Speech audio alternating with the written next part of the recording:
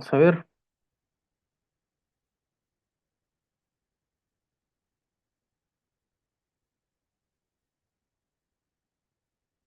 Muy bien. ¿Se ve en la pantalla? Por favor, si me pueden decir. Sí, doctor. Perfecto. Ok.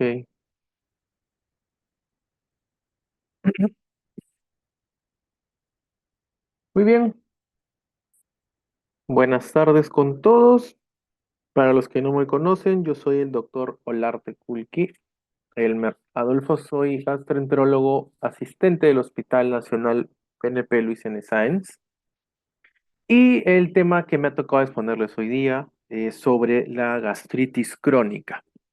Antes de empezar con el tema de la gastritis crónica, hay algo muy importante que tienen que entender y es algo que si no lo han hecho, tienen que sacar de su memoria, su entendimiento.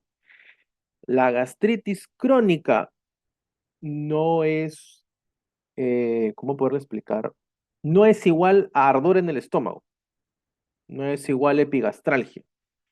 Muchas o muchos médicos y no médicos tienen la idea de que, me arde el estómago, debe ser gastritis. No. Si bien es cierto, los cuadros de epigastralgia dentro de un síndrome dispéptico o dispepsia pueden estar relacionados a una gastritis, eso no implica de que todo ardor es igual a una gastritis. Como su nombre lo dice, la gastritis es la inflamación del estómago, especialmente la parte epitelial, si quieren, o la mina propia. ¿Ok? Pero no necesariamente van a haber síntomas de la gastritis. Eso es lo primero que entiendan.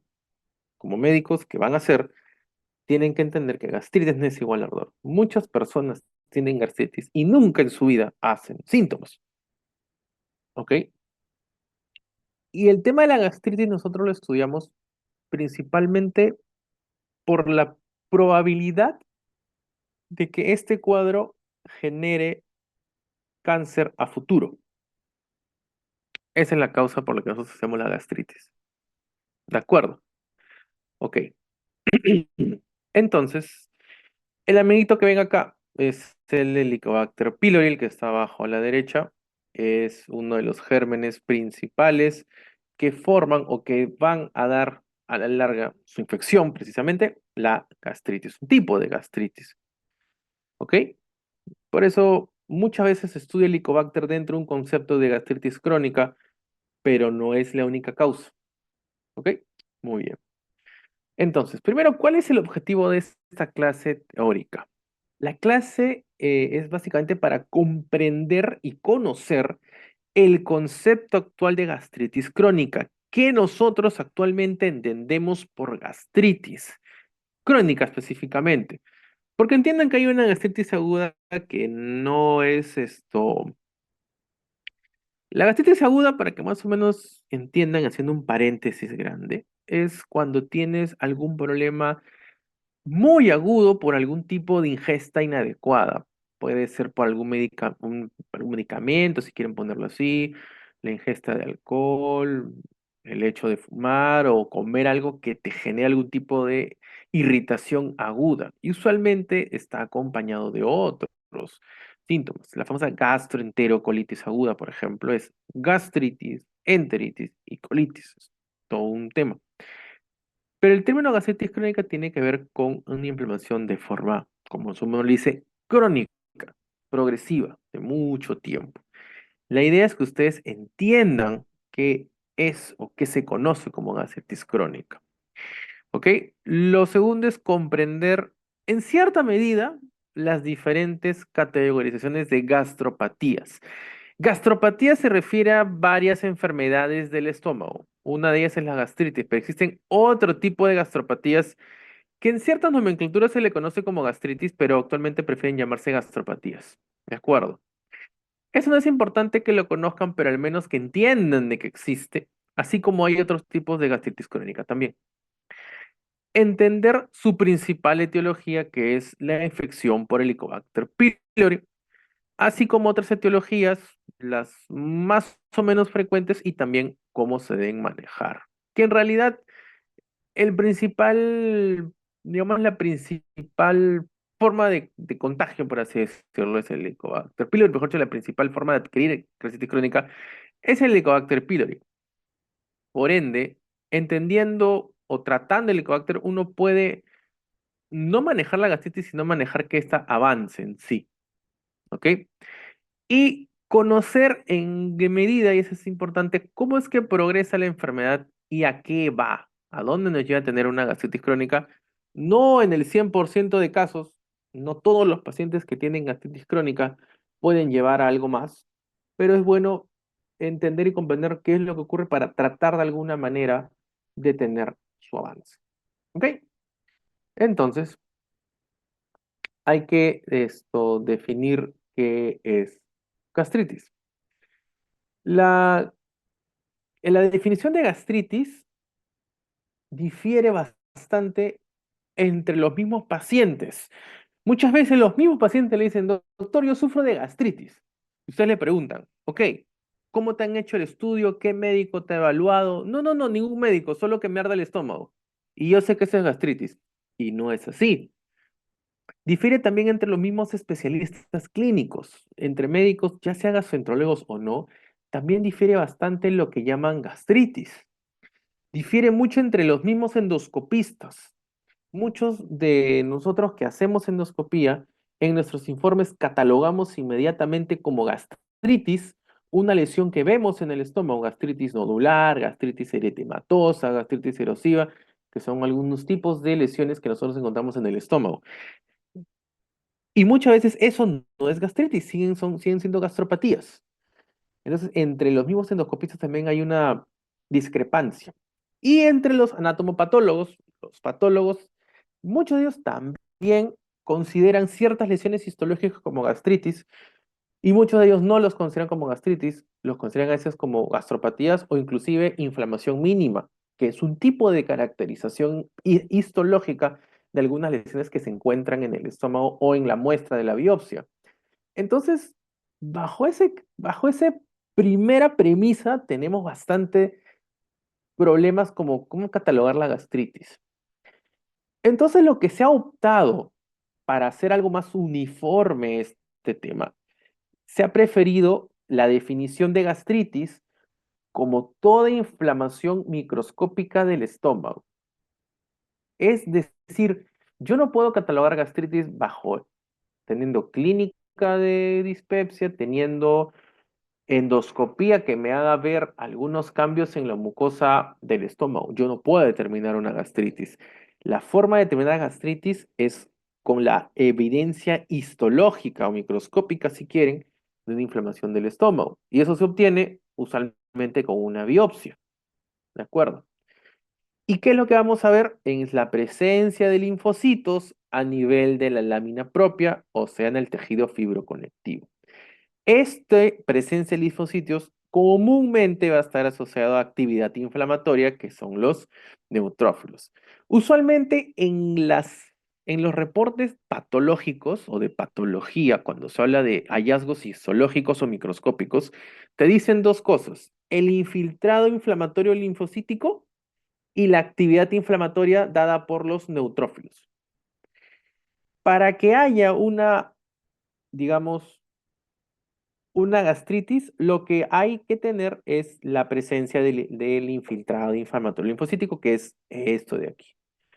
¿Se puede gradificar patológicamente o histológicamente? Sí, puede ser leve, severo, ya más adelante lo voy a decir, pero digamos, esta es la forma en que nosotros vamos a obtener el diagnóstico preciso de gastritis, la presencia de linfocitos a nivel de la lámina propia. Eso te dice que hay gastritis. Eso de ahí. ¿Ok? La actividad, por así decirlo, cuán activa está esa gastritis es otra cosa. ¿Ok? Pero eso es el diagnóstico. Cuando hablamos de gastritis crónica, es decir, presencia de linfocitos a nivel de la malla propia. Y lo repito varias veces porque quiero que se les quede bien claro eso. La gastritis actualmente es un diagnóstico histológico.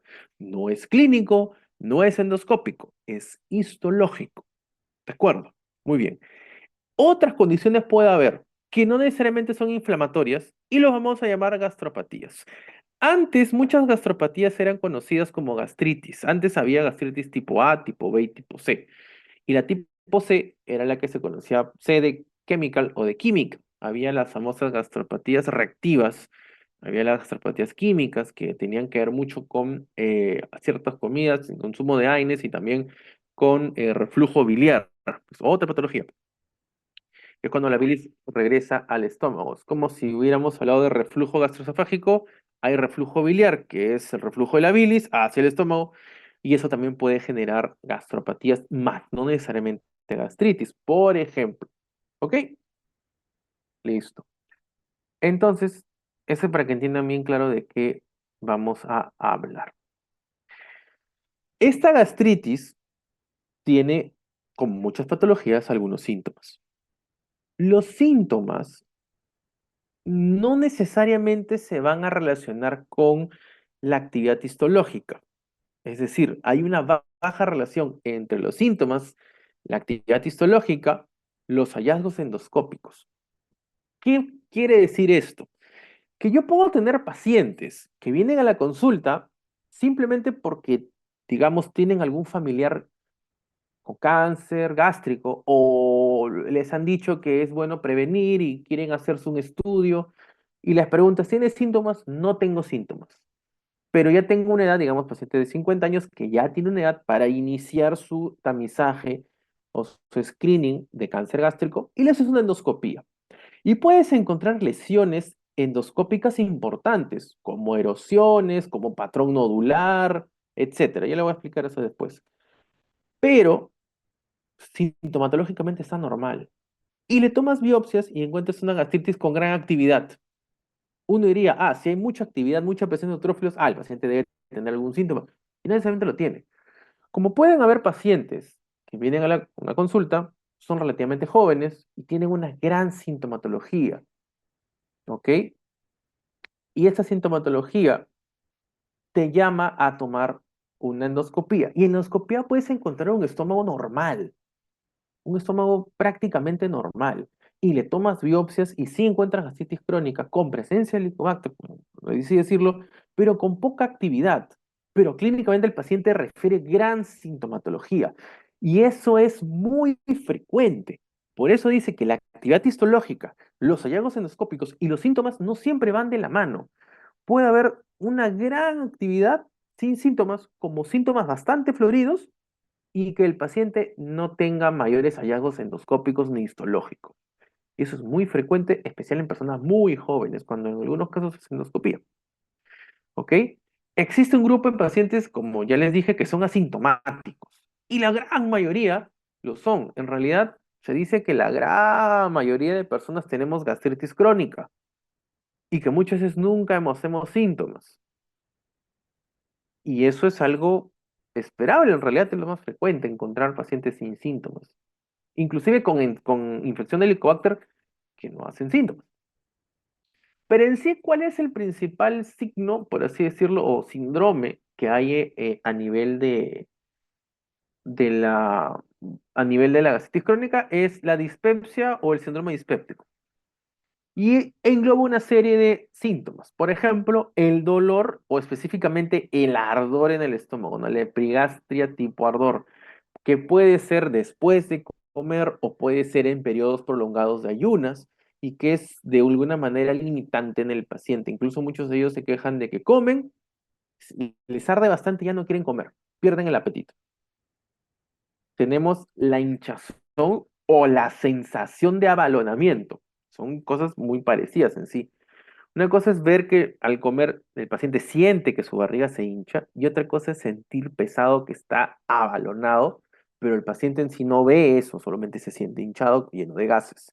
Eso también es un cuadro específico y usualmente es después de comer, a la hora o una y media, a veces inclusive mientras está comiendo. Las náuseas y los eructos excesivos postprandiales, o sea, después de comer, que usualmente se relacionado con la hinchazón, también implicaría un cuadro o parte de la dispepsia. Otros síntomas que también se pueden ver es la sensación rápida de plenitud al comer, que se conoce como saciedad o llenura precoz. Es decir, una persona usualmente come una cantidad determinada de comida, un plato, plato y medio de comida, y cuando empiezan los síntomas dicen que ya no pueden comer más de medio plato. A lo mucho medio plato ya se llenan rápido por los mismos síntomas que tienen. Y después de un rato que su estómago está un poco más vacío, le vuelve a dar hambre, vuelven a comer y otra vez se llenan más rápido. Ya, eso se conoce como saciedad o llenura precoz. ¿Ok? También existe un término que se conoce como saciedad prolongada. Quiere decir esto, que una persona come su comida habitual, digamos, almuerza, digamos, a la 1 de la tarde. Y pasa un tiempo, 2, 3, 4, 5, 6 horas, y se siguen sintiendo llenos. Siguen o sea, que están pesados, como que ya no tienen ganas de comer. 8, 9, 10 noches, y se siguen igual sintiendo llenos. Ya, esa es una saciedad prolongada. Entonces, eso también implica algo dispéptico. Usualmente la anemia precoz en algunos casos se considera como un signo de alarma, pero es relativo de acuerdo al tipo de paciente que tienes enfrente. Pero esos son los principales síntomas de dispepsia. Cualquiera de estos síntomas puede estar relacionado a un cuadro de gastritis, pero no quiere decir que lo tenga, porque tal cual existe la gastritis crónica, hay cuadros de dispepsia funcional, los cuales los pacientes tienen cuadros dispépticos y no tienen gastritis y no tienen nada que les explique esos cuadros. Eso ya hablamos de problemas funcionales. Son aquellos problemas en donde el problema es la funcionabilidad del estómago, más no un problema orgánico como tal. Entonces, como ya le expliqué hace un momento, el diagnóstico principalmente se da mediante biopsia gástrica usada o realizada usualmente en una endoscopía. ¿Ok? Para nosotros tomar la endoscopía no se toma de forma aleatoria. La endoscopía tiene que tomarse en determinados puntos del estómago. Para eso se creó un protocolo de toma de muestra que se conoce como el protocolo de Sidney, en el cual se toman dos biopsias de antro, una en curvatura menor y curvatura mayor, usualmente a aproximadamente 2 centímetros del píloro, una que suele ser en incisura angularis, si ustedes recuerdan, ya le vamos a mostrar la imagen más adelante, el estómago anatómicamente. La incisura es en la curvatura menor, en donde hay ese pliegue, como una especie de rodilla en el estómago, es en incisura angulares, y otras dos biopsias en el cuerpo gástrico, una en curvatura menor y otra en curvatura mayor. ¿De acuerdo? Eso es usualmente donde se toman los puntos para las biopsias aleatorias, por así decirlo. ¿Ok? Estas biopsias, lo ideal es que se lleven en frascos separados para que el patólogo pueda leer. Un patólogo experto puede leer tranquilamente, separar cuáles son de antro y cuáles son de cuerpo en una lectura de la biopsia. Pero se prefiere mandarlo en frascos separados para que no haya ningún inconveniente al hacer la lectura. En algunos casos, un frasco es de antro, otro frasco es de cuerpo, y en algunos casos puede separar la muestra de incisura aparte o juntarla con la muestra de antro. Eso no es, digamos, no es impedimento el tema de la incisura.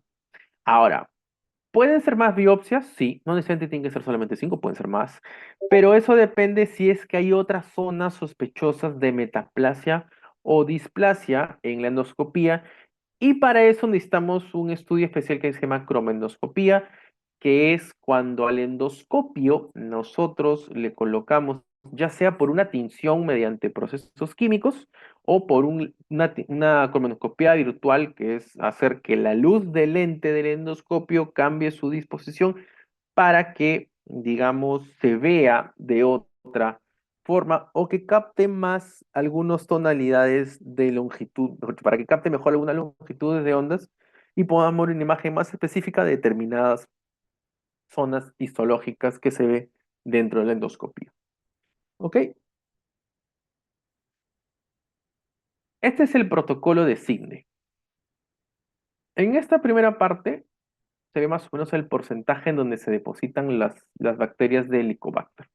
Aquí vemos que más o menos entre el 27 y el 30%, o sea, más o menos un poco más de la mitad del Helicobacter se deposita en el antro. Tenemos otro porcentaje que va en el cuerpo y otro porcentaje que está en la parte del fondo gástrico.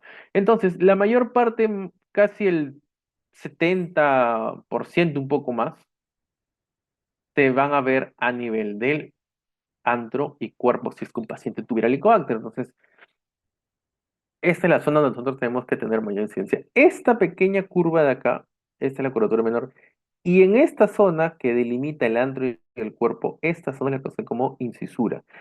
Esta zona, cuando nosotros lo vemos en un endoscopio, parece una especie de, como si fuera un repliegue o un borde de un libro, y por eso le llaman a esa zona la incisura. ¿Ok? Muy bien. Aquí nosotros vemos la mayor probabilidad de encontrar atrofia y acá la metaplasia.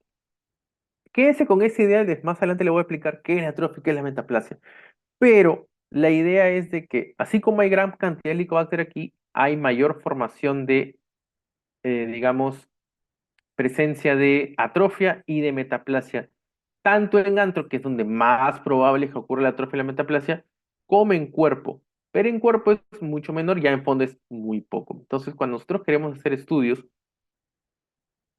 para determinar si hay atrofia o metaplasia, nosotros tenemos que siempre pensar en el antro y también en el cuerpo, ¿ok? Donde hay una más alta probabilidad de encontrar ese tipo de lesiones a futuro. Muy bien, entonces el protocolo de Sydney lo que me dice es tomar las muestras en este nivel. Como ya les dije, aquí es una muestra, otra muestra acá, que son las dos de antro, este es el píloro, curvatura menor, curvatura mayor, una en incisura, otra en curvatura menor del estómago en el cuerpo gástrico y otra en la curvatura mayor del cuerpo gástrico. ¿De acuerdo? Muy bien.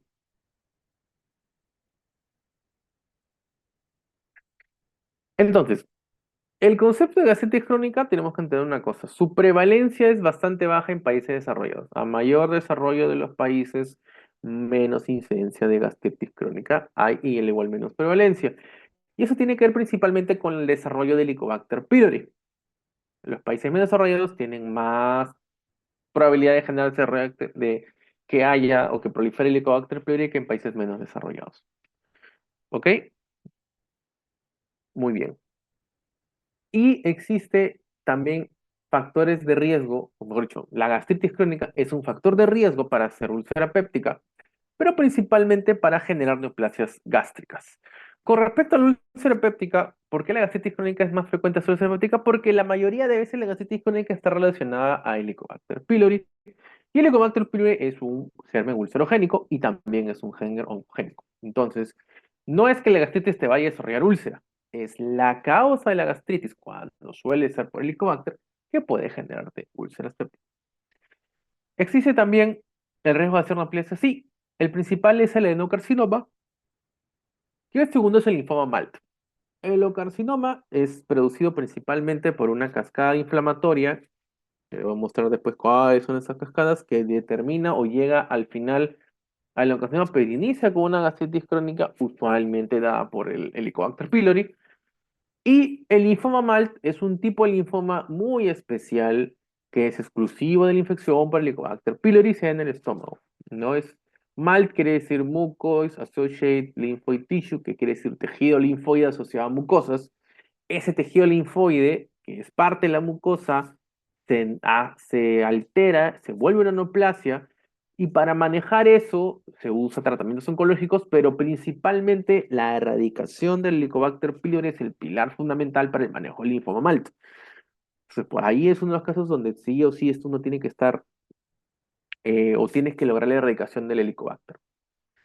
La gastritis crónica usualmente se puede definir en tres tipos. Algo que se llama la gastritis antral difusa, que es una gastritis que empieza a nivel de antro. ¿De acuerdo? La mayoría de las gastritis empiezan a nivel de antro, cuando son helicobacter, y se van avanzando hacia cuerpo y fondo.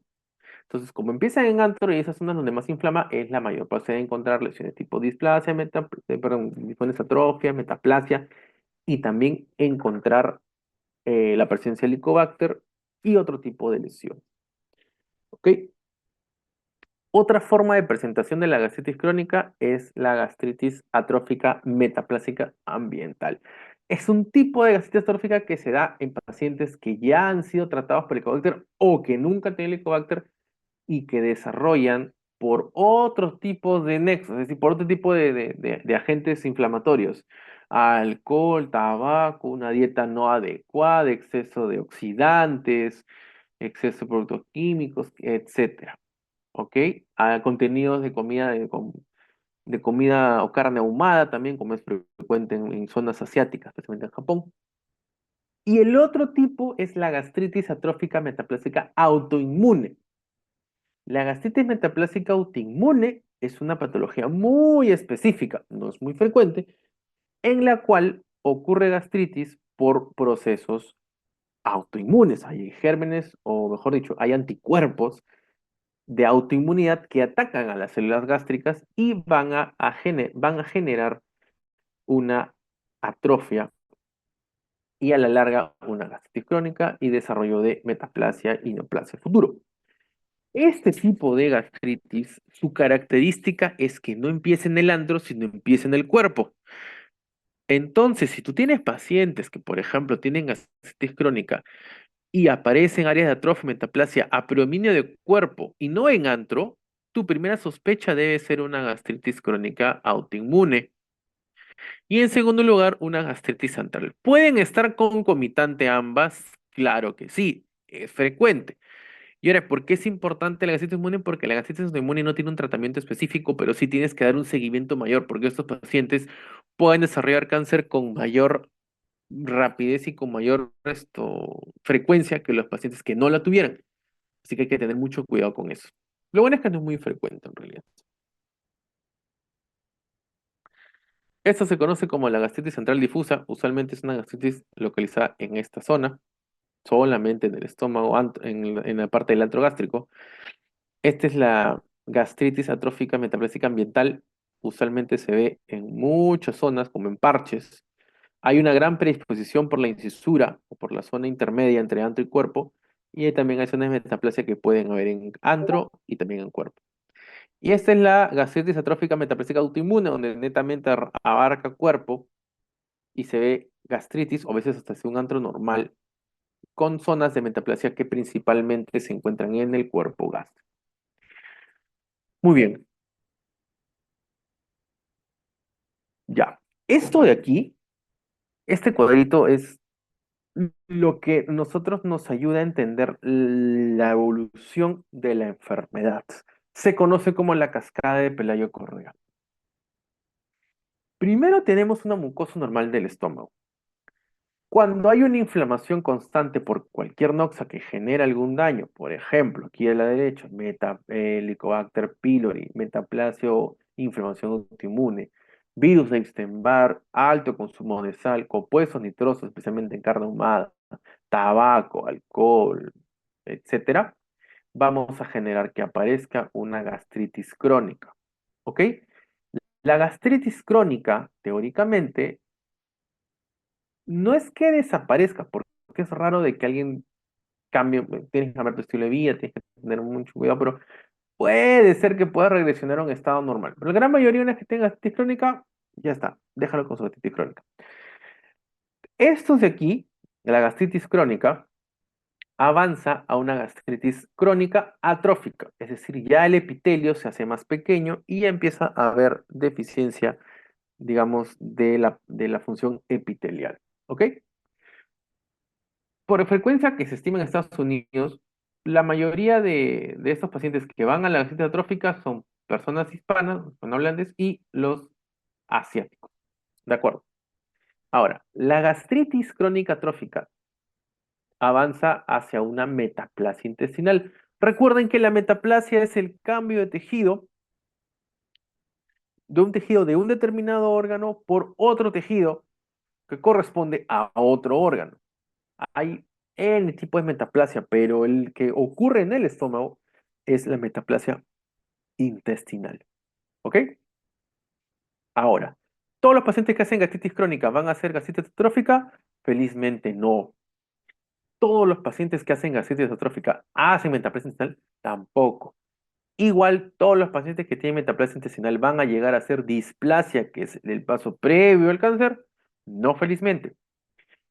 Pero el hecho de ya tener displasia ya es un alto riesgo de hacer adenocarcinoma gástrico. La idea es tratar de no llegar a este punto. La mayoría de veces cuando hablamos de buscar lesiones premalignas, nosotros nos enfocamos aquí, en la metaplasia. Este es el principal punto en donde nosotros nos enfocamos para determinar si es que un paciente debe o no debe continuar con vigilancias. ¿Por qué? Porque nosotros lamentablemente no tenemos un tratamiento para tratar nada de esto directamente.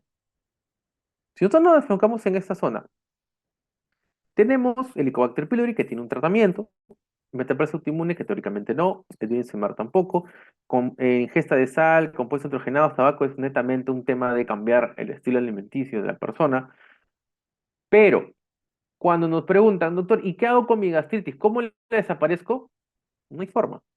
Una vez llegado a la gastritis atrófica, no es es muy poco frecuente que regrese. Puede ser que regresione, pero no es lo usual, igual la metaplasia intestinal. ¿Regresa? No, esta sonda con metaplasia ya se va a quedar con metaplasia. Lo que hay que tratar de hacer es que no avance y para eso tenemos que saber la causa. Pero una vez desarrollada la metaplasia, la inflamación ya está, ya hizo su daño. Entonces, no es tan sencillo que regrese. Al igual que cuando la displasia y bueno, el adenocarcinoma no, ya está hecho el anaplasia. Pero la pregunta es, entonces, ¿qué hago? Lo único que tenemos que hacer o podemos hacer es controles periódicos endoscópicos, de acuerdo al nivel de metaplasia, de acuerdo al tipo de atrofia y de acuerdo a los antecedentes que hay. ¿Ok? Y eso lo voy a explicar un poquito más adelante. Entonces, esta es la cascada de palabra de correr. Esta cascada es bien importante. Acuérdense siempre, mucosa normal, gastritis crónica atrófica o citis atrófica, metaplasia intestinal, displasia y adenocarcinoma gástrico. Ese es el orden fisiopatológico de las cosas y eso es muy importante que sepan. Recuerda que no todos los pacientes avanzan a adenocarcinoma gástrico, no son muchos felizmente, pero no hay forma de saber quiénes van a ir a ese tipo de patología final que es la neoplasia. Este es un cuadrito para ver más o menos cómo se ve parte de la parte histológica, algo simple, ¿no? Tenemos la presencia de Helicobacter, la atrofia, ¿no? Que es la pérdida glandular, la atrofia del cuerpo, mayor pérdida glandular, neutrófilos, las células mononucleares, que es la actividad, perdón, esta es la actividad, este es el inflamatorio, y esta es la metaplasia intestinal, ¿no?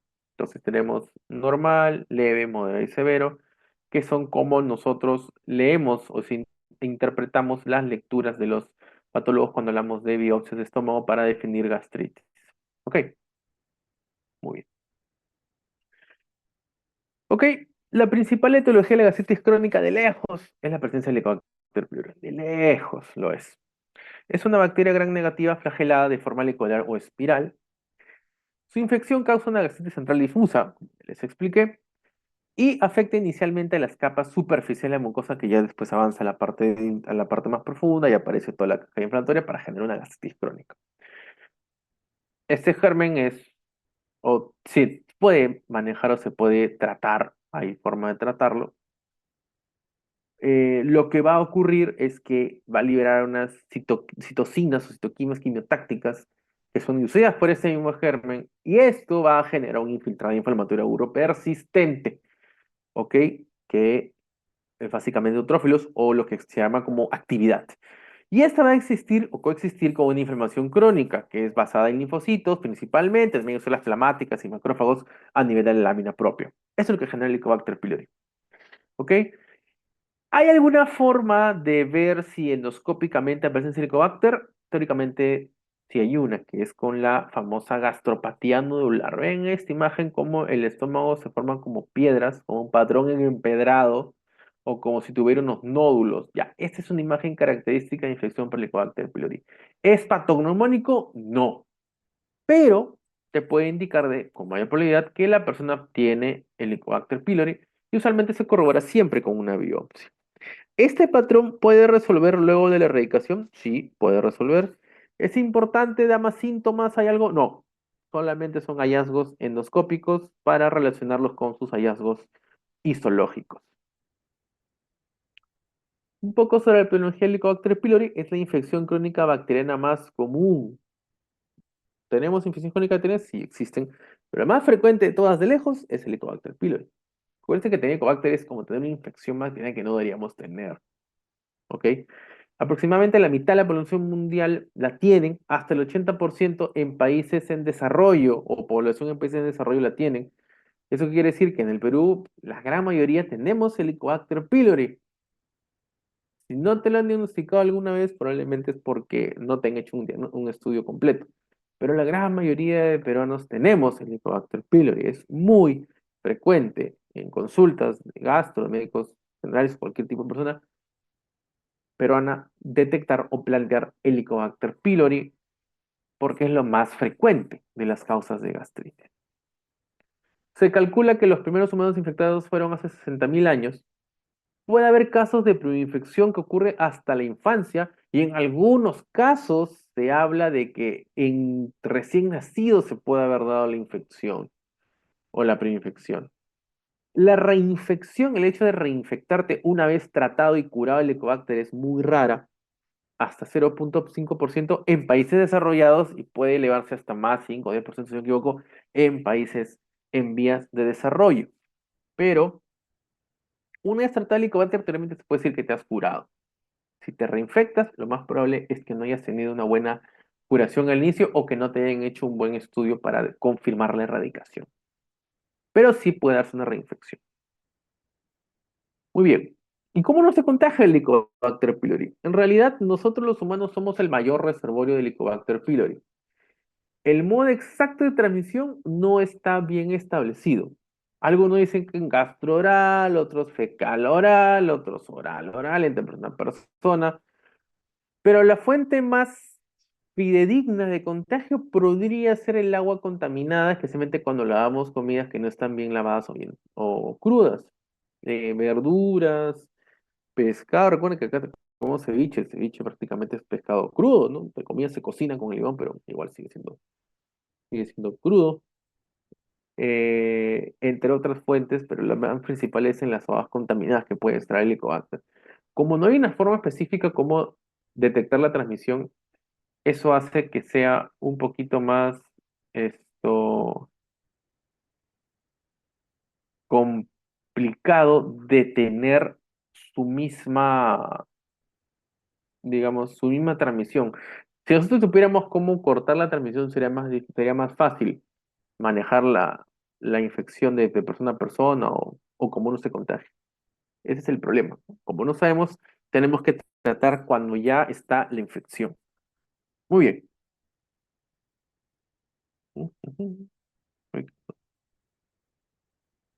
Ya.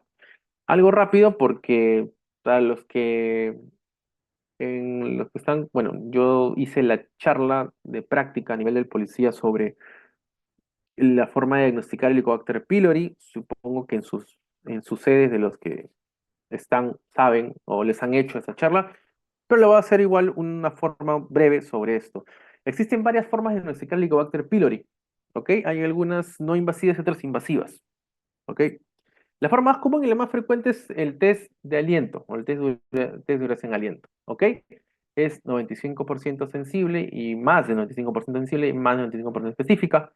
En algunos casos es algo el estándar, pero porque es relativamente costo efectivo, confiable, simple, no invasivo y se puede usar para confirmar la erradicación, pero puede dar falsos negativos si hay otros en presencia de otras bacterias productores de ureasa y otras especies de Helicobacter. No creen que el Helicobacter pylori es la única especie que hay otras. Tiene una baja eficacia en ciertas condiciones de gastritis y específicamente en patologías de gástricas malignas. Y requiere que haya una gran carga de bacteria en el espécimen para poder hacer el diagnóstico. Y si bien es cierto, es costo efectivo la prueba, pero el equipo para hacerla sí es un poco caro. Así que no necesariamente es el gol estándar en algunos diagnósticos clínicos, en la mayoría, pero no es el gol estándar. Ya le voy a decir cuál es el gol estándar después. Otra forma de hacer el diagnóstico es con una prueba de aliento en heces. La prueba de aliento, perdón, una prueba de antígeno en heces. Perdón, una prueba de antígeno en heces tiene una sensibilidad hasta el 96% y especificidad del 97%. Es costo efectivo, simple, rápida, no requiere instrumentos caros, a diferencia del test del aliento, pero puede dar falsos negativos en bajas condiciones, en baja contenido bacterianos. Su efectividad se ve afectada por la ingesta de IBPs, o sea, de cualquier inhibidor de bomperdones o meprazoles, lo que quieran, algunos CAM, Y no es útil para confirmar la erradicación, por lo mismo que son antígenos. Una vez descubierto el antígeno no desaparece, la carga antigénica no desaparece. Desaparece el germen, pero no te ayuda mucho para el control posterior. Sí te ayuda para, para hacer un estudio previo. O sea, para detectar antígeno en ese sí te ayuda para ver si tienes o no, pero después, para post-erradicación no es útil. Y es un poquito caro, es un poquito caro en comparación con el test de grasa. El tema es de que aquí en el Perú no hacemos mucho. ¿Ok? Las pruebas serológicas, el IgG, IgM para el Helicobacter en sangre, son 85% sensibles y un poco más del 80% de específicos. Sus ventajas es que son relativamente baratos, una muestra en sangre, pueden ser empleados para pacientes que hayan recibido tratamiento por terapia triple. Es la única prueba que no se ve afectada por el consumo de IVP o el uso de antibióticos. La desventaja es que no es muy confiable para infecciones que están ocurriendo, por así decirlo, y no puede ser usada para confirmar la erradicación, por lo mismo que es antigénica. En realidad es la menos útil para detectar el Helicobacter pylori. Muchas veces dicen, oh, me hice una prueba de serológico, salió positivo, debo tener Helicobacter. En realidad lo que usualmente solicitamos es que si tienes una prueba serológica, se confirme con otra prueba de mayor sensibilidad y especificidad, como por ejemplo el test de ureasa en aliento. Existe también las pruebas rápidas de urasa. Todas estas cuatro que yo le voy a mencionar son dirigidas a la biopsia y para eso necesitan una endoscopía. Las anteriores no. Muy bien. La prueba rápida de ureasa es 80-90% sensible y hasta un 100% específica. Es rápida, no es costosa y es muy simple. ¿En qué consiste? Yo agarro una biopsia, tomo la muestra, saco el endoscopio y esa muestra la voy a poner como en una tira reactiva. La tira reactiva me va a pintar la base de azul si es positivo o se va a mantener media violácea o rosada si es negativo. Y eso quiere decir que es una prueba de ureasa positivo. Es muy similar a la prueba de ureasa, pero en aliento, sino que esta mide la prueba directa. Es una prueba cualitativa de la presencia de la ureasa para detectar indirectamente el Helicobacter pylori. ¿Cuál es la ventaja? Que es un método invasivo porque requieres la biopsia. Muchas veces requiere pruebas confirmatorias y adicionales, no siempre, pero muchas veces. Y su eficacia se ve afectada por la toma de IVP y antibióticos. El cultivo, que es el gol estándar en realidad, es el cultivo, que es una sensibilidad hasta 90%, relativamente baja, pero es 100% específica. Si sale positivo el cultivo, no hay duda, pues es. Es el gol estándar para confirmación y puede ser usado para valorar la sensibilidad antibiótica. Solo en ciertos casos se puede utilizar el cultivo. No es frecuente que cultivemos biopsias para desarrollar o para obtener el Helicobacter pylori, pero está escrito. La ventaja es que tiene que ser una prueba muy elaborada, consume mucho tiempo, es cara y requiere expertise microbiológica, o sea, un ojo entrenado para detectar Helicobacter pylori. Por otra parte, tenemos la parte histopatológica, que es la biopsia, la lectura de biopsia, la clásica lectura de biopsia, que es 95% o más de sensibilidad y hasta un 99% de especificidad. Es muy raro que a un patólogo experto se le escape un germen de Helicobacter pylori en la muestra tomada. Las ventajas es que, bueno, es el gol estándar de forma clínica o de rutina clínica diagnóstica para detectar el Helicobacter, pero hay información adicional sobre otras patologías, el tipo de gastritis, si es que no hay, otro tipo de hallazgos que pueden haber, ¿no? Y es extremadamente sensible y específica. Y otra prueba que tampoco se usa, sino en algunos estudios, es la PCR, los métodos moleculares como la reacción de cadena polimerasa del germen. 96% de sensibilidad, 98% de especificidad. Su ventaja es que es bastante sensible aún en conteos bacterianos bajos, pero la ventaja es que es muy cara. Requiere equipo muy sofisticado y en algunos casos puede dar falsos positivos, así que hay que tener cuidado. Estas son las pruebas que tenemos a la mano. Lo que usualmente usamos es la prueba de histopatología, o sea, la biopsia, la prueba del test de aliento rápido y el test de ureasa en aliento para el control posterior, que es lo que usualmente usamos. Muy bien, un poco el tratamiento de HP, que seguramente ya lo han hecho en su clase teórica, perdón, en la clase práctica, tratamiento específico del Helicobacter pylori. Existen dos tipos de tratamiento. Estos son todos, pero los dos principales les voy a mencionar. La terapia triple, la clásica terapia triple, que es inhibidor de bombas con dos antibióticos, que usualmente son claritromicina y amoxicilina, o también metronidazol en casos de alta resistencia a la claritromicina, o cuando hay personas que son alérgicas a alguno de estos medicamentos, tanto la clarito como la amoxi, se cambian por metronidazol. La terapia no es 7 días, antes era 7 días, actualmente son 14 días estándar en casi todos los esquemas, así que ténganlo claro. Usualmente se da una tableta de IVP en la mañana y en la noche, dosis estándar. Antes de comer, la claritromicina 500 miligramos, mañana y noche después de comer, y la amoxicilina 1 gramo, mañana y noche después de comer. ¿Ok? Siempre tengan en cuenta ese tema, todo lo que son IVPs o am, otros medicamentos protectores gástricos tienen que estar antes de comer y todos los antibióticos de preferencia después de comer. Y otra terapia que es la que más o menos está actualmente, que ya ha desplazado un poco este esquema, es la terapia bismuto cuádruple, que es IVP, bismuto, puede ser subsalicitato o subcitrato, tetraciclina o doxiciclina y metronidazol. El conveniente con esto es las dosis. Esto usualmente es cada 6 horas, 4 veces al día. Mientras que hay esquemas de cada 12, pero el problema principal también sigue siendo el metronidazol, que es cada 8 horas y es muy gastrolesivo. Muchas personas no toleran el metronidazol y eso le hace un esquema un poco no tan útil en la parte clínica. Sin embargo, al usar el primer esquema asociado a bismuto, tiene buenos efectos terapéuticos, ¿ok? Hay otros esquemas como el que contiene terapia triple con levofloxacino, terapia cuádruple con levofloxamoxicilina, etcétera, entre otros. Pero estos dos son los más usados y en cierta medida el tercero, siempre con bismutol para algunos casos de rescate que seguramente han hablado en su clase práctica de Helicobacter pylori, especialmente tratamiento. Muy bien, ese es el tema de la gastritis crónica por Helicobacter pylori. Ahora veamos el tema de la gastritis autoinmune. Es el prototipo de las condiciones inflamatorias relacionadas con el huésped. Es decir, es una de las principales, o mejor dicho, la principal forma de explicar cómo es que ocurren las enfermedades inflamatorias autoinmunes no relacionadas por un agente externo, sino relacionadas por el mismo huésped, o sea, la persona. Afecta principalmente las células del cuerpo y del fondo gástrico, a diferencia de la infección por Helicobacter pylori. Su diagnóstico es básicamente serológico.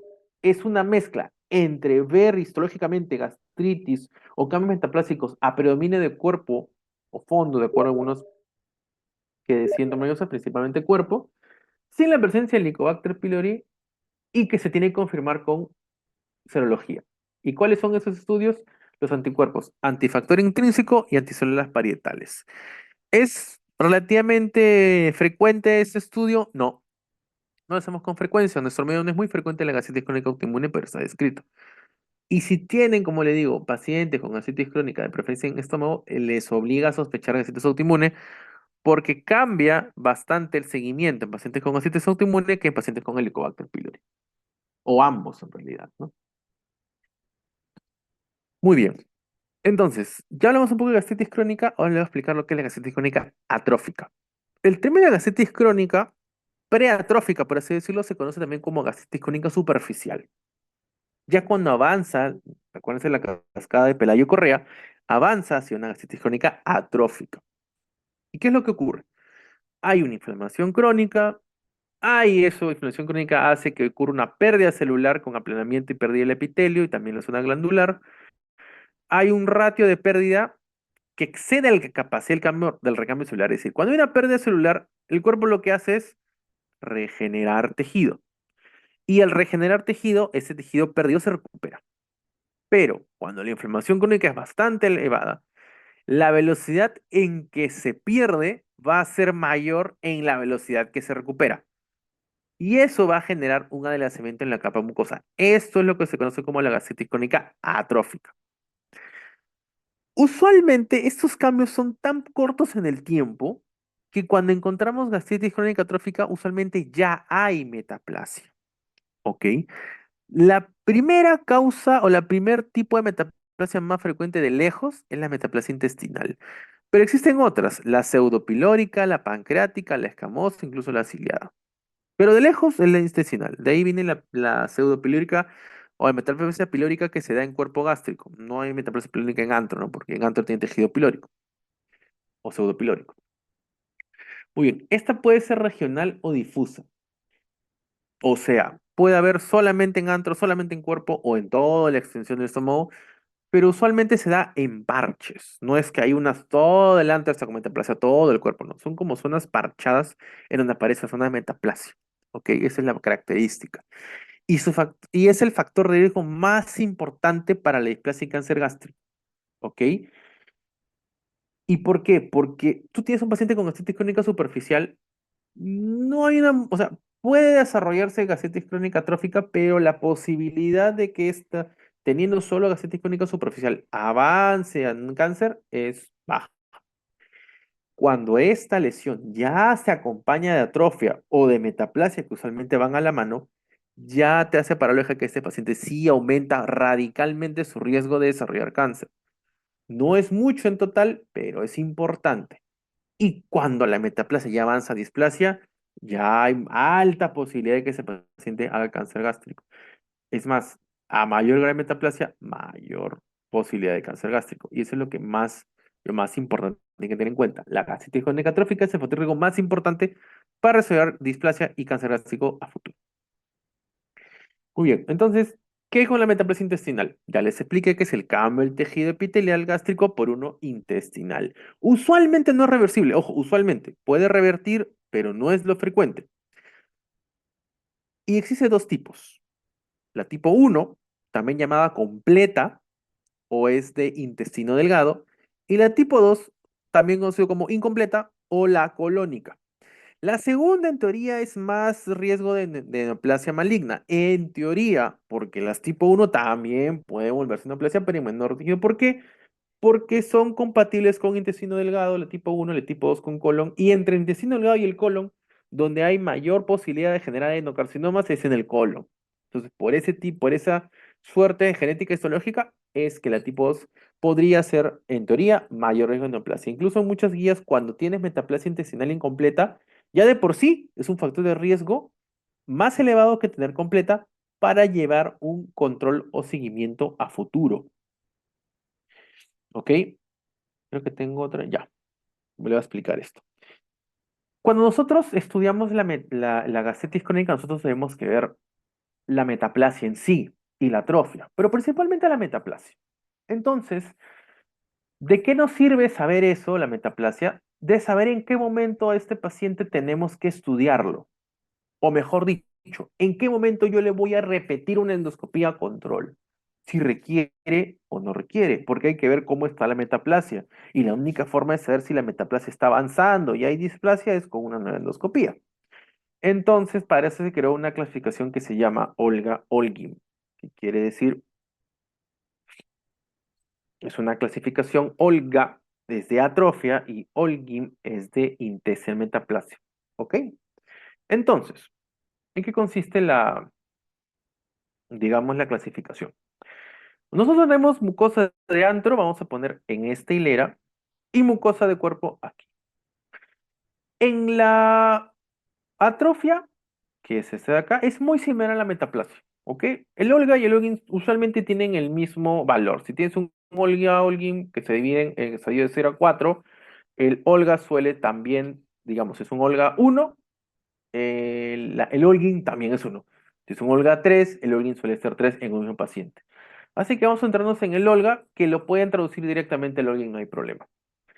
Digamos que tenemos, y es algo que los patólogos nos dicen o nos deberían decir en sus informes, si hay atrofia o si hay metaplasia, si no la hay, no hay ausente, pero si hubiera el grado de atrofia y el grado de metaplasia. El grado de atrofia puede ser leve, moderado o severo, leve, moderado o severo. Si la atrofia está en antro, va a esta hilera, y la atrofia va en cuerpo, va a esta hilera. Un ejemplo rápido de un paciente. Digamos que a un paciente le hacen una biopsia, le encuentran atrofia leve antral, acá en esta línea, y no tiene atrofia en cuerpo. Es decir, leve acá, no acá, ¿dónde se junta? Aquí, ¿no? Leve, no atrofia, aquí. Ese paciente tiene un Olga en estadio 1 y usualmente también tiene un Olguín estadio 1. Digamos que tiene atrofia severa en antro, ¿ok? Y tiene atrofia leve en cuerpo. Es decir, severa acá, en esta línea, leve acá. Entonces juntamos severa y leve aquí. Ese paciente tiene un Olga estadio 3 y usualmente también tiene un Olguín estadio 3. ¿Ok? ¿Y esto para qué nos ayuda? Porque a mayor estadio del Olga Olguín es más la probabilidad de que el paciente desarrolle displasia. Y en esos pacientes hay que hacer seguimiento. Usualmente en los pacientes 3, estadio 3 y 4 deberían entrar en un seguimiento anual o bianual, o sea, cada 2 años. En pacientes con estadio 0 o 1, usualmente no requieren seguimiento, usualmente. Y el estadio 2 puede ser de 3 años, así. Depende de la guía que uno lea, ¿ok? Pero esto es lo que más o menos quiero que entiendan cómo se deje. Y esto los patólogos nos deberían informar el grado de Olga Olguín que tiene el paciente. Por si algunos no informan, lo que usualmente informan es el porcentaje de metaplasia. Y lo deberían diferenciar en tanto porcentaje en antro o tanto porcentaje en cuerpo de metaplasia. De 0 a 30, o sea, de 1 a 30, en realidad no es 0, sino de 1 a 30 es leve, de 30 a 60 es moderado y más de 60 es severo en porcentaje. Si no hay, es 0, ¿ok? Esa es la forma en que se hace el Olga Olguín y cómo nos ayuda a prevenir ciertos cánceres o cierta aparición de displasia o de cáncer gástrico. ¿De acuerdo? Muy bien. Este es un modelo endoscópico de cómo se ve, digamos, la aparición de la metaplasia a nivel de antro, perdón, a nivel de estómago. Tiene las células succínticas del cuerpo y las células centrales, ¿ok? Los modelos de HP ocurre la metaplasia primero a nivel de andro, luego avanzando el cuerpo, va subiendo por cuerpo y termina en una gastritis panatrófica, ¿ok? El modelo de autoinmune es que empieza en cuerpo y usualmente queda restringido a cuerpo, no suele avanzar en antro cuando no hay presencia de Helicobacter, ¿no? Esta es la famosa artritis atrófica que está, digamos, netamente en cuerpo. Y cuando tienes un paciente de ambos, usualmente hay un avance mucho más rápido, porque aparece en antro y también en cuerpo, y los dos se van prácticamente, avanzan rápido. Esta es una gastritis panatrófica, pero relacionada a la presencia de ambos. Un poco complicado a veces relacionado porque muchas veces muchos pacientes llegan así, o tú lo ves con esta metaplasia que es muy similar a esta. ¿Ven la flecha? Es muy similar. Tú no sabes si antes lo tenía acá o cómo está avanzando, ¿no? Pero es más o menos como te indica un tipo de modelo. Ahora, endoscópicamente también se puede ver la atrofia. No siempre se relaciona al hallazgo histológico, pero se puede ver. Y se utiliza una clasificación que se conoce como la clasificación de Kimura-Takemoto. ¿Ok? Lo voy a explicar más o menos porque este es algo ya más de la especialidad, pero es bueno que sepan por si alguna vez leen informes endoscópicos y le dicen gastropatía atrófica, Kimura Takemoto, tal. ¿Ok? Listo. Se divide en tres grupos, C y O. C de closet, que es cerrado, y O de open, que es abierto. Como es una clasificación netamente para las atrofias relacionadas al Helicobacter pylori, se empieza de antro. Entonces, cuando la atrofia, endoscópicamente hablando, solo está en antro, netamente en antro, se conoce como C1. ¿Ok? Este es el corte, digamos, transversal y este es el corte coronal. Esta línea que está aquí, esta línea del medio, es la curvatura mayor. Y todo esto de acá que está, esta es la curvatura menor, sino que está cortada por la curvatura menor en el estómago y está abierto, para que más o menos se entiendan. ¿Ok?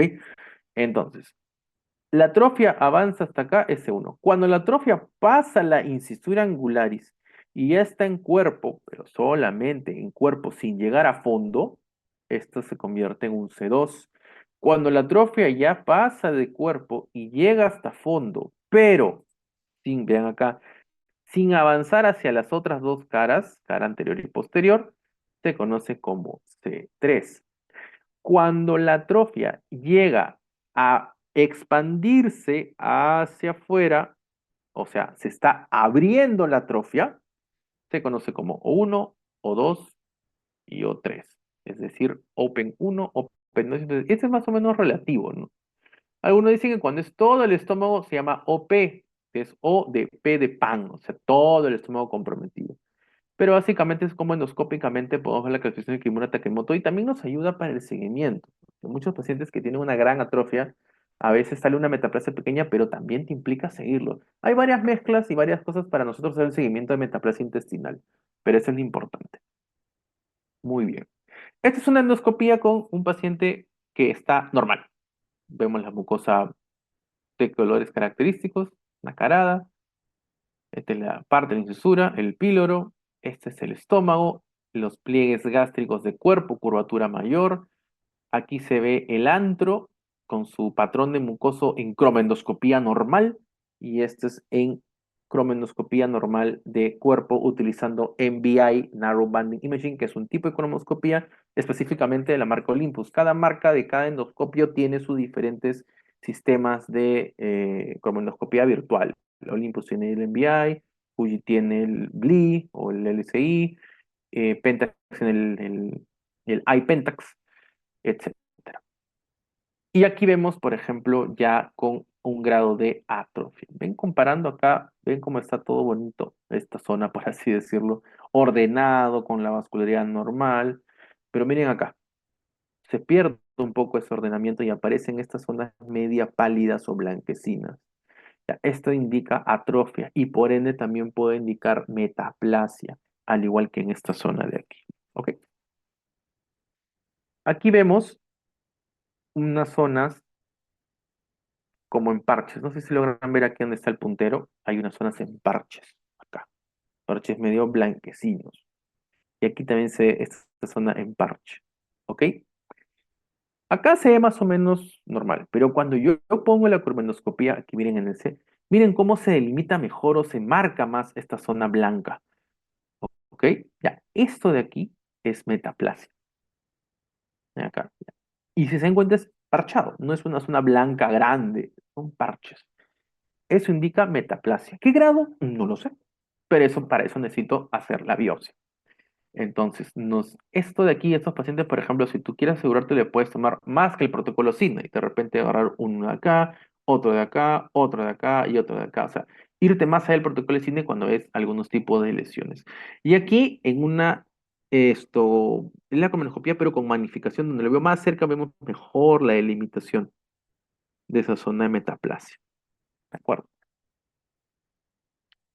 Entonces, hace poco tiempo, creo que este es del año 2023, sí, aquí está 2023, se hizo un estudio que se llamó el REGAIN, Real World Gastritis Initiative.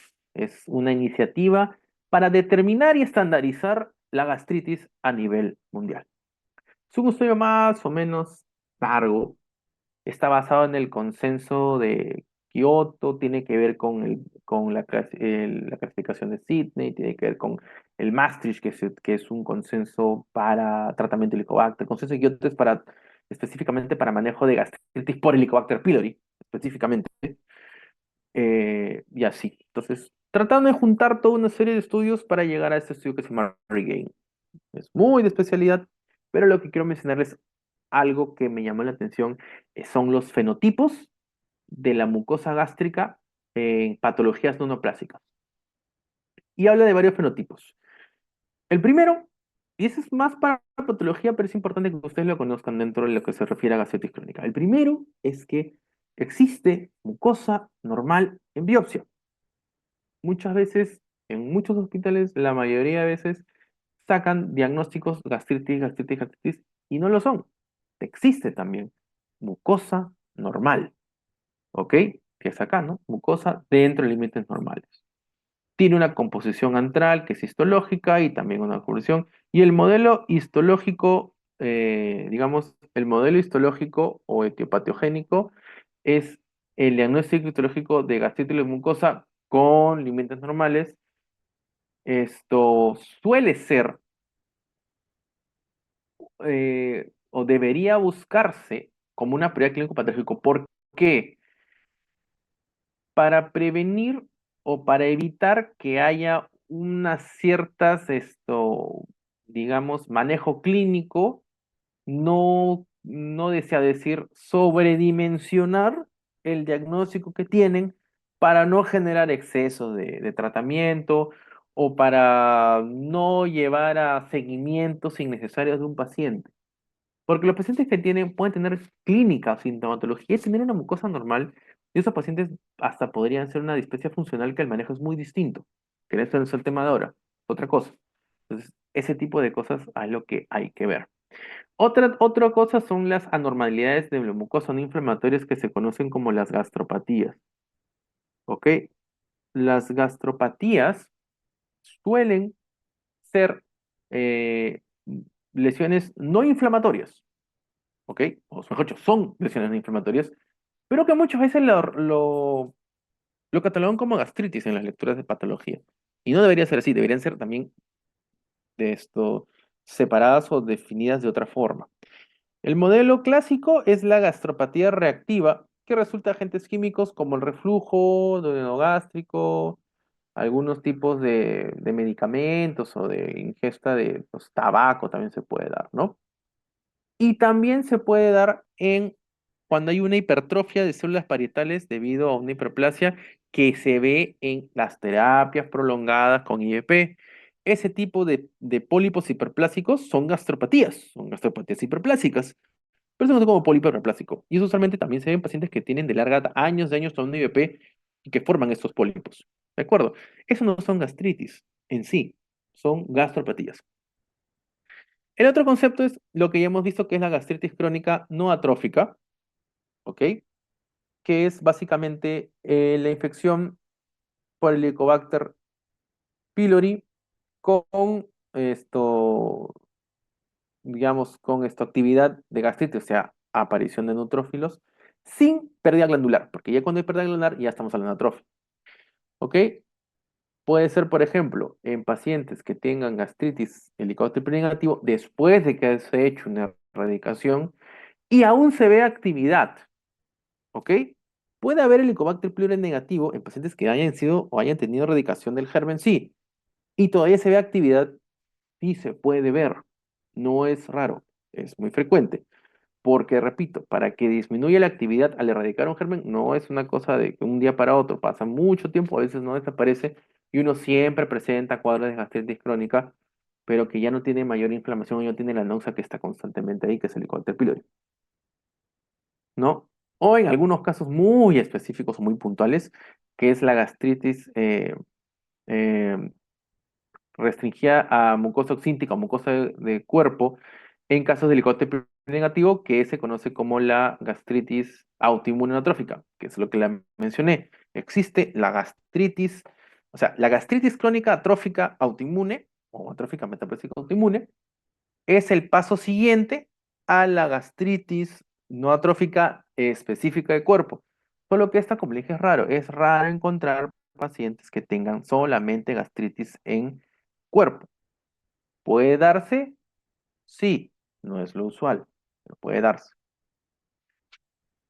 Después está otro fenotipo, es la atrofia de la mucosa coexistente con inflamación, que es lo que se conoce como la gastritis atrófica. ¿De acuerdo?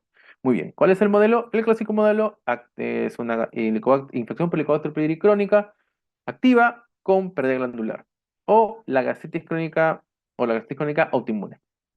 ¿Ok? Sin infección previa, que es netamente a nivel de glándulas oxínticas. ¿No? Y la mucosa normal está a veces normal o a veces muestra signos de gastropatía reactiva. ¿Ok? Existe el término gastritis atrófica o gastritis panatrófica, como quieran llamarlo, que eso ya involucra todos los compartimentos del estómago. Se ve un Open Type 3, que es el O3 de la clasificación de Takimoto, o un Olga Olin en estadio 4, ¿ok? Que básicamente es tener severidad de metaplasia tanto en antro como en cuerpo, ¿ok? Y también puede haber diferentes signos de atrofia, ¿no? La mucosa con escaras, metaplasia intestinal, que pueden coexistir también. Y finalmente existe la atrofia mucosa sin inflamación coexistente, que básicamente el modelo clásico es la atrofia residual. O sea, una cosa es tratar a un paciente con Helicobacter pylori en esta etapa de la gastritis no atrófica, que tratarla aquí. Muchas veces, como le dije, de esto de la metaplasia no se recupera. Por más que tú le des tratamiento y por más que hayas erradicado el germen, muchas veces hay una esto, hay una, digamos, persistencia de la metaplasia. Y en esos casos se tiene que seguir controlando, porque a pesar de que tú ya has hecho tu tratamiento para el Helicobacter y lo has controlado la infección, la parte que queda, la metaplasia, puede seguir avanzando. No a tanta medida como acá, que tiene el Helicobacter, pero puede seguir avanzando. Finalmente, hay toda una serie de causas de eh, gastritis, ¿ok? Tienes parásitos, anisacariasis, cryptosporidium, estrongiloides, tienes fúndica, gastritis estomicótica como la cándida, el histoplasma capsulatum, la mucormicosis, tienes bacterianas, acetinomyces, Clostridium perfringens, el enterobacterio, el más frecuente el Helicobacter pylori, tienes otras cepas Helicobacter no pylori, tienes el Mycobacterium avium, los tubérculos atípicos, Pseudomonas, Staphylococcus, Treponema, y tienes virales, coronavirus, picornavirus, herpes viridae, específicamente o el citomegalovirus también, o el Epstein-Barr, que es una causa más o menos frecuente de problemas de gastritis. Tienes no transmisibles como químicos, algunos medicamentos como la doxiciclina, las pastillas de hierro, el cayaxalate en el sorbitol, el cayaxalate o la gastritis por cayaxalate en algunos lugares es muy frecuente y hasta histológicamente se ven los cristales de cayaxalate. Incluso actualmente como el cayaxalate antes venía con una coloración especial. Actualmente ya no viene con esa coloración y ya no se puede determinar tan bien. Entonces, en algunos países como Estados Unidos, donde es relativamente frecuente la infiltración de cayaxalate a nivel del estómago, se les hace muy difícil ahora a los patólogos definir esta patología. Pero es bien interesante, si algún día les gusta, pueden leer un poco sobre gastritis o gastropatías relacionadas al cayaxalate el carbonato de la natrium, algunos AINES, el Taxol, etcétera. Y también hay radiación, existe la gastritis o gastropatía por radiación, así como hay proctitis por radiación, antes llamada proctitis actínica, también la hay en el estómago, no es frecuente, pero existe. Y también depende algunos que no son comunicables o mediados del paciente. La gastritis autoinmune, por ejemplo, la más clásica que les he mencionado. Otros fenotipos muy específicos de gastritis. La gastritis linfocítica, la gastritis eosinofílica, la colagenosa, que también se ve en colitis linfocítica, eosinofílica, colagenosa. También hay gastritis linfocítica, eosinofílica y colagenosa. ¿Ok? Que son formas especiales. También están las mediadas o las enfermedades sistémicas inmunomediadas que involucran a la gastritis, como por ejemplo la enfermedad relacionada G4, que es un tipo de enfermedad muy específica en donde hay una elevación anormal de las inmunoglobulinas G subtipo 4. ¿Ok?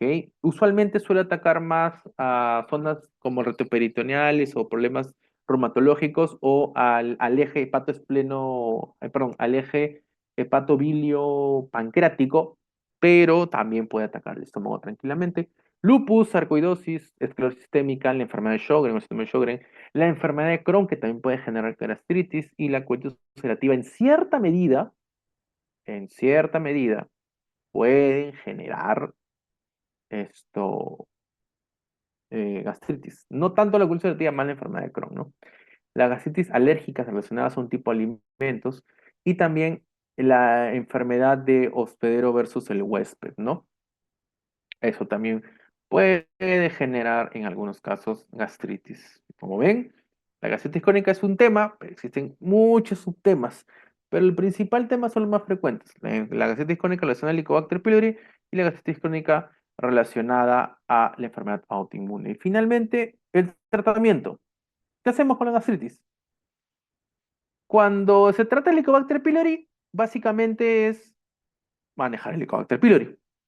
Porque la gastritis, como le dije, no hay un tratamiento específico para eso.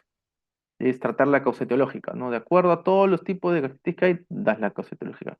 Pero cuando se trata de HP, es tratar el HP, básicamente es eso. Y si tienen síntomas, ¿qué hacemos? Pues damos tratamiento sintomático. Si lo que prioriza es el paciente, el ardor, la dispepsia tipo, digamos, postprandial, priorizar principalmente al dolor o el ardor, tienes dos grupos de medicamentos. Los IVPs, que son todos los IVPs que conocen, omeprazol, esomeprazol, Recuerden que los IBPs se tienen que dar siempre antes de comer porque su activación es en medio ácido cuando están activadas o se van a activar las células parietales. Antes de eso, si tú das medicamentos después, cuando ya se han desactivado, ya el efecto del ácido ya disminuyó, su efecto es de nulo abajo, que siempre es antes de comer, ¿ok? Eso, si no me equivoco, les expliqué en la clase bueno, cuando hice la clase de tratamiento para HP, les expliqué un poco de eso, pero esa es la figura. Tiene que darse siempre el IBP antes de la ingesta de comida para que haya un efecto mayor. Y recuerden que el efecto del IBP es sumatorio, o sea, si tú das IBP, digamos, una semana, va a haber un efecto, si das 2 semanas, va a haber más efecto. Conforme vayas dando el IBP, el efecto se va sumando. Por eso usualmente los IBP se dan de dosis de larga data, puedes dar hasta 1 o 2 meses si quieres, para que haya un efecto pleno. Después están los protectores de barrera, sucralfato, magaldrato, hidróxido de aluminio, que se dan a la dosis estándar, de acuerdo a lo que viene en la presentación, puede ser 5 o 10 mililitros. Usualmente es antes de comer con el estómago vacío para que logren cubrir toda la barrera protectora. Recuerden una cosa, hablando un poco de sintomatología, hablando un poco sobre úlcera péptica, ¿no? Hay dos cosas que ocurren. Tiene que haber o es un aumento del ácido o es una disminución de la barrera. Los síntomas se pueden dar por ambos. Entonces, si hay mucho ácido, disminuye el ácido. Si hay poca barrera mucosa, tengo que dar algo para suplir la barrera mucosa y generar protección de barrera, que para eso sirven estos productos. Pero si tu principal síntoma es los temas de llenura precoz, eructo, sensación de vaciamiento, abalonamiento, existen los procinéticos. Los procinéticos son productos que mejoran la motilidad gástrica. Entre ellos hay muchos. Uno de los que usamos es la mosaprida. La mosaprida es un procinético que estimula precisamente el principio a nivel gástrico. ¿Cómo se da? Usualmente se da 5 miligramos, una tableta chiquita, cada 8 horas, de preferencia 20 minutos o media hora antes de las comidas. El tiempo que se debe dar, usualmente 2 semanas a un mes como mucho. Y en ese el paciente hay que determinar qué es lo que está causando esas molestias. La mayoría de veces es por gastritis crónica relacionada al HP. Manejamos el HP y debería mejorar los síntomas, pero muchas veces no lo es, como hemos visto, y hay que ver tema de dieta, medicamentos, etcétera. Pero principalmente eso funciona así. Entonces, cuando nosotros hablamos de gastritis crónica, tenemos que diferenciar la dispepsia. Y la dispepsia sí se maneja de esta forma, que es el tratamiento sintomático. Entonces, eso es todo con respecto al tema. Las conclusiones, el diagnóstico actual de gastritis crónica es principalmente histológico, eso ténganlo bien claro. La inflamación crónica gástrica conlleva al desarrollo de atrofia y metaplasia, principalmente intestinal, el cual es un factor de riesgo para el desarrollo de cáncer gástrico. Es el principal factor de riesgo, la atrofia, que usualmente es acompañado de metaplasia. La principal causa de la gastritis crónica de lejos es la infección por Helicobacter pylori, así que hay que darle tratamiento. Y además de la gastritis crónica, existen diversas etiologías de gastritis crónica, las cuales son de incidencia mucho, mucho menor. Es bueno conocerlas y principalmente cómo se desarrolla a futuro la, la atrofia y la metaplasia. Muy bien, telegrafía con la que he hecho el tema y eso sería todo de mi parte. Muy bien.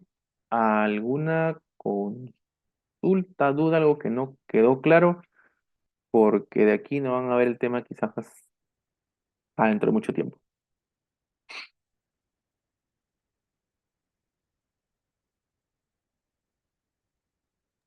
Todo claro, doctor. Vaya, muy bien, espero.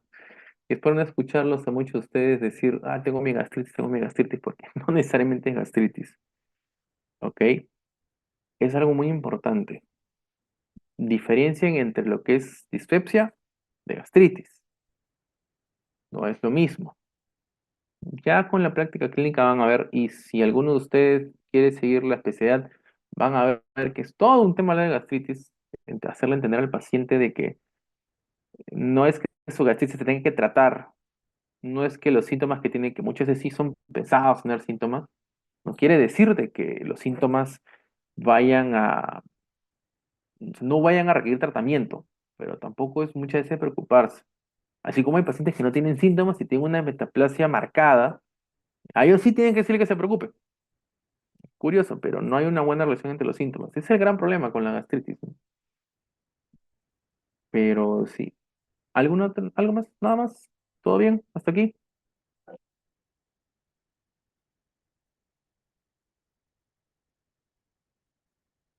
Ok. Entonces, bueno, eso sería todo. Espero que hayan entendido el tema. No es tan complicado en realidad, pero eh, nada más. Y algo más, algo más. Nada más. Entonces, mañana creo que las clases son normales, ¿no? De práctica. Si son así, si está mi grupo, nos vemos igual mañana donde siempre. Y si no, bueno, hasta la próxima. Hasta luego. Gracias, doctor. Gracias, doctor. Ok, hasta luego, hasta luego.